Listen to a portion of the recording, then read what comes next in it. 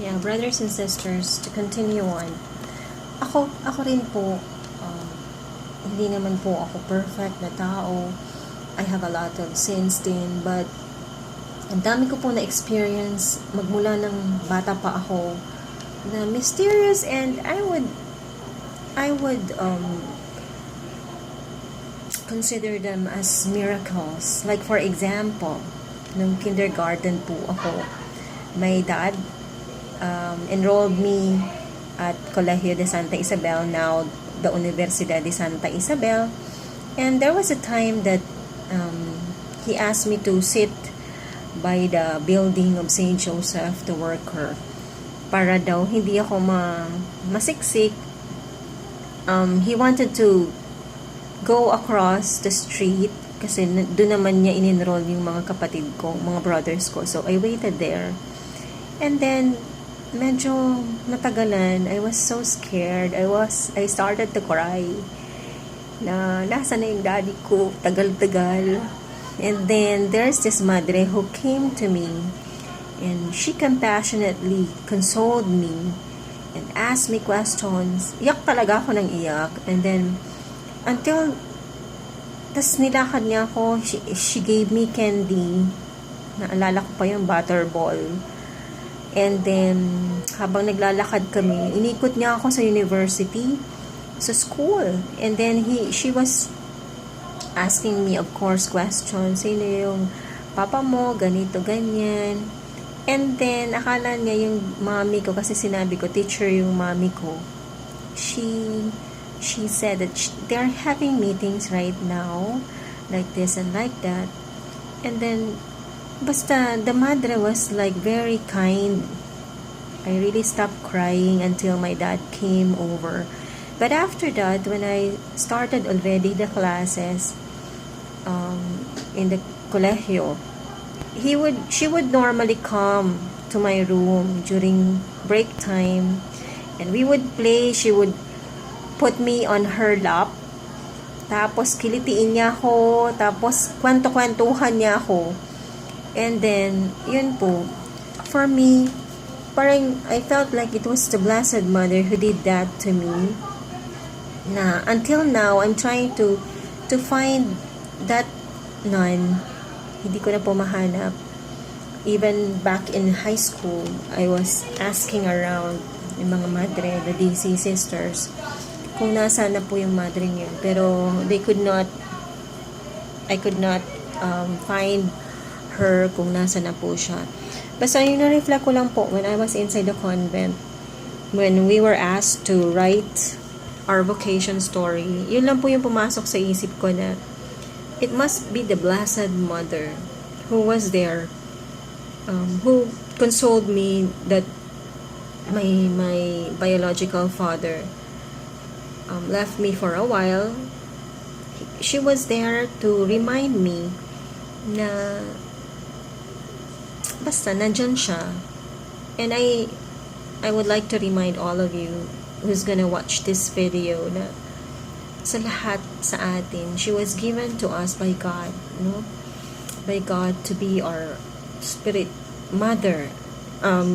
Naging siyang mother of God. Kasi si Jesus Christ, diba? Naging tao. I mean,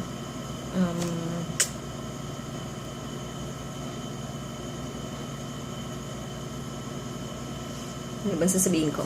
Basta si Mama Mary talaga, whether we could see her or not, she's always there, watching over us. Kailangan lang natin mag-pray, tawagin natin siya. Yun, kasi through the year of my kindergarten, lagi niya ako talagang i-visit. Ganda-ganda. Kasi I felt like, I felt like privileged, like some of my classmates would just look na kinikiliti ako ni sister, bibigyan ako ng kahit ano, mabigay niya sa akin, candy, foodies, kasi break time. And then, so yun po. And then, ano pa ba? During the whole time, basta, I thought na, yung pala yun. From that time on, Parang if people would be asking me, especially my aunties, what do you want to be in the future? I would normally tell them, I want to be a madre, and I would act like I'll get the skirt or the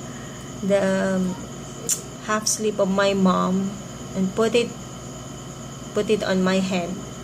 Yung papasok ko yung ulo ko, yung butas pa ganon dyan, and then pretend that I am a madre, something like that. Parang inspired ako with that nun who befriend me. Tapos ano pa yun, and I kinda forgot about that dream until in the 4th year of college. There was a vocation campaign wherein religious communities would come for a while in our room to speak a little about their communities, and they would give out flyers. So if I could remember it right, I got like 5. Hindi ko na maalala what communities are there, and so I tried to write them because I was really reminded. My mind at that time was already set. I'll take the CPA board and work just like any other college student, senior. Pero nung may nagsalita po ng mga madre, I was reminded of that dream, of that wish for me to become a sister. So secretly, I tried to write yung 5 yun. And I was praying to God na hindi, I let go pala of it. Kinalimutan ko siya rather. Kasi right after graduation, I went to Manila already for the CPA board review sa support and help ng parents ko. So, but at that time, I was already I prayed to God that kasi while still having the review, me and my friends decided to apply na rin sa job. So we went to Makati, sulat-sulat, ganito, exams sa mga banks. And then I was like praying to God. I remembered my applications to some religious communities. No, sabi ko, ano kaya yun? And then I was like, Lord, kung ano po yung mauna na mag-respond, whether work or community or convent, yun yung sagot mo sa akin. Hindi ko alam what was the point wherein I had that. No. During the review pala, I really find time na magsimba almost every day. I would go to that San Sebastian Church, and then I could see the religious brothers there na yun, yung priest would say the mass, and then yung brothers and some nuns would join in as choir, and I was really attracted to them. Parang mamingaw ko. I'm alone to go there, just walking distance from our boarding house. So, parang ang ganda, isang community sila. They're praying, they're singing inside the mass. Tapos parang nag-pledge pa ako kay God na yun na nga, kung ano po yung maunang tumawag, if convent or job, sabi ko, yun yung sagot mo po, Lord. Tapos parang promise pa ako noon, Dominicans ba sila? I haven't really tried them. Sinabi ko sa sarili ko na, sige, try ko. If ever I would have a chance to. And, yun po, wala ako na-receive from any community from what I have known. So, dire-diretso lang po ako, nag-take ng exam, hindi naman nakapasa. I failed 2 subjects, but I was immediately accepted in one of the companies under the Ayala Corporation. It was pretty challenging, but pretty good. Masaya. Masaya talaga yun. Kasi, ang hirap hirap daw pumasok dun. Nakapasok ako. Hindi ko alam why. Kasi they were even mocking our university like, never heard of this university sa Bicol. Kakasakit kaya yun na guard lang yung nagsabi no na they are just accepting students from Ateneo, UP, and LaSalle. Parinig talaga to death. Pero yun po, tinawagan naman po ako, and that was my first job as accounting staff po for the commercial divisions of one of the companies sa Bayala Corporation. Ang ganda po ng experience na yun po, yung unang circle of workers that I was with, mga ano po sila, matatalino, makajos, they really take time din to have their communities after work. Kahit mga pasosyal yung mga yun, Makati yun. Mababait sila. Walang plastikan, mga, they keep their feet on the ground. Kahit mayayaman na yung mga yun, matagal na sila dun sa company na yun. Ala, corporation pa. But they are very simple people na yung pang-relax nila, they would watch yung mga kengkoy na Tagalog movies that at that time para sa akin parang corny, pero sa kanila parang for them as accountants serious na nga yung ginagawa sa job. So yung entertainment should be mababaw, and during lunchtime merong mga darts yun. Tapos may crush din ako, mga cute guys from UP, things like that. Pero I was preserved by God naman. Wala namang, hanky-panky things. Mga mababait naman yung mga na-encounter ko so far na mga tao. Meron naman syempre mga pilyo-pilyo, pero thanks be to God na na-preserve naman ako doon. And later on, nireveal sa akin ng papa ko nireveal niya sa akin na nag-respond ka agad yung convent na sinulatan ko. Actually, parang 3 yun. 2 of them responded through mail, and then yung isa actually visited our house. Pero hindi naman sa akin sinabi ng dad ko. Tapos sinabi niya lang sa akin during that time that he was already asking me if may nanliligaw or do I have plans to get married. Hindi naman ako makasagot, but deep inside of me I was like, hindi mo sinabi sa akin. Yun na pala yung sagot ni God. Hindi na ako kailang mag-race dito sa labas, peer pressures, go with the flow, na by this age you should be taking this, by this age you should be working, by this age you should be having boyfriend. So yun, nireveal din ng daddy ko na may nag-respond.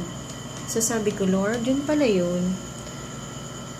Wala akong magawa. I didn't even receive the letter that came from those convents, and hindi ko rin tinago yung mga flyers na binigay sa akin for the contacts. But God would really make a way pala. Kaya lang, feeling ko, parang ang dami-dami nang nangyari before I was able to respond. But at least I'm happy naman na kahit ganun yung nangyari when I went inside the convent, parang dami ko ng experiences na doon ko nakita na si God is very considerate, loving, especially if you are and forgiving and merciful, especially if you are sincere in your heart. Kasi yung isang community, the community that I went to, they were even the ones who chased me, meron pa ako nung meron pa akong outstanding balance with the credit card that I was using. They even paid for it. Ibig sabihin, and I was very honest with them with what happened to me.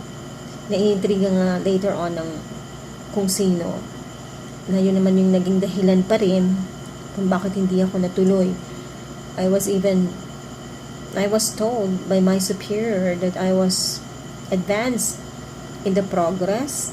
No, in just 1 year time, they were telling me, in just few months time, they were saying that I qualify for the next level, and in 1 year time, I was qualified already to be a novice. A novice would normally take 3 to 4 years or more pag hindi ka nakapasa. So yun po yung nangyari dun. And along the way, yung first time ko po pala, the first night that I was with the madres, I was really like, nahirapan ako matulog. And then, I prayed to the Blessed Mother. I was telling her, Mama Mary, I need to sleep kasi maagang magigising mga madre. We are required to wake up at 4 o'clock in the morning. Eh, kung hindi ako makakatulog, hirapan akong gumising. No? And all those, kasi at that time, I was like, ang dami ko bang arte. Pag magbihis, maligo, matagal, mag-blower pa ako niya ng hair, things like that. Hindi naman kailangan sa kumbento. Pero what would you expect from someone na fresh from the world? So yun po, I was praying to the Blessed Mother, please make me sleep kasi maaga ako magising bukas. So I was like, nag-doze off ako. And then, I do not know if it was a dream, pero alam ko, nagising ako nun eh. Ang iniisip ko pala nun was like the apparition of the Blessed Mother under the title of Our Lady of the Miraculous Medal, wherein Saint Catherine Labouré saw the Blessed Mother na nakaupo sa isang upuan. And ako yung parang call ng heart ko at that time was like, Mama Mary, please make me sleep on your lap para makatulog ako. And then true enough, after a few minutes, talaga na idlip ako. And when I woke up, I saw by the side of my bed a lady. Maliwanag siya, but not as liwanag na liwanag. I could see her, and then she was smiling at me, and then sa likod niya po was a man na naka-clerical garb. So obviously he is a priest, and he was just looking at me. Tapos yun po, the next day, hindi ko naman po kinuwento yung nakita ko na yun, if it was a dream or if it was a vision or totoong pumunta doon si Mama Mary. Ang alam ko lang, with that question of sino yun, pari, one sister gave me, I think it was Mother Maria Bernadette, who later on became my aspirancy mistress. She gave me a book and she told me to read it, because the spirituality of the community is actually patterned on his way of life, on the way of life, the spirituality that such saint has. And when I saw it, I was like, it's the answer to my question. It's Saint Maximilian Maria Kolbe. Nagpakita siya sa akin with the Blessed Mother. Hindi ko naman po yung kinuwento kahit kanino until this time. Ganun po yung nangyari. Nakatulog ako, and then I was so scared. Ang hirap po ng community compared sa iba, ang alam ko. From sa pagkain, yung plato, yung smell, ang baho. As in, kasi wala namang colognes, walang basta everything, pero naman na-endure ko rin po. Even the food, especially the food. Pero, yun po, masaya naman, and I was able to reach na yung ganon. I qualified daw for the novitiate in just a short time. Ano ba yung na-experience ko sa loob? Okay. With regards to miracles din sa loob, alam ko, nung birthday ko yun, I was rushing from the pantry, from the dining area, refectory, going to the what they call this, to the chapel, because the mass was about to begin already. I was having this towel. Nilagay ko yung towel ko by my shoulder, towelette. And then, alam ko, nahulog siya. But when I turned around, you know what I saw? The towelette was already properly pinned sa clothesline. And it, parang may mist siyang nakita ko na sa likod ko. I could not believe it. Pero parang nag-smile na lang ako na, And I believe it was the guardian angel. Kasi we were taught there na if we are faithful to God, we could actually command our guardian angel. And kahit naman kasi hindi, andyan sila lagi to guide us, to protect us. Well, especially if we call them and ask for their help.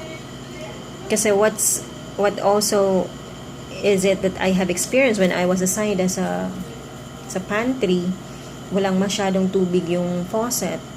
But with my request na, guardian angel, tulungan mo naman ako with the water kasi limited po yung time namin. In every activities, may limit po yung time, and the bell would ring as a signal for you to go to the next activity that you should be doing for the day. So yun po, I noticed na magtutulog talaga yung tubig. Same thing with the CR.